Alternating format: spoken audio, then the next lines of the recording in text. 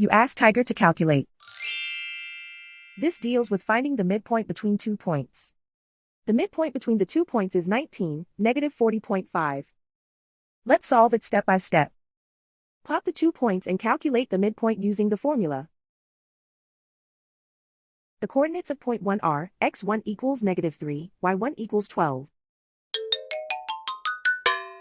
The coordinates of point 2 are, x2 equals 41, y2 equals negative 93.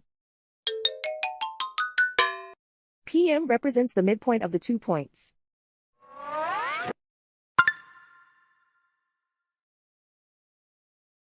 Use the x values in the midpoint formula to find the midpoints x. x1 equals negative 3. x2 equals 41.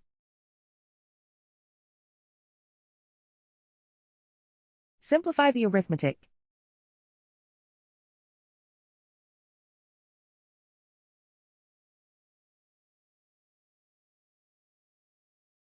Use the y values in the midpoint formula to find the midpoints y. y1 equals 12.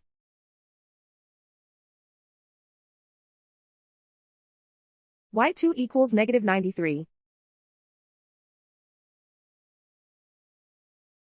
Simplify the arithmetic.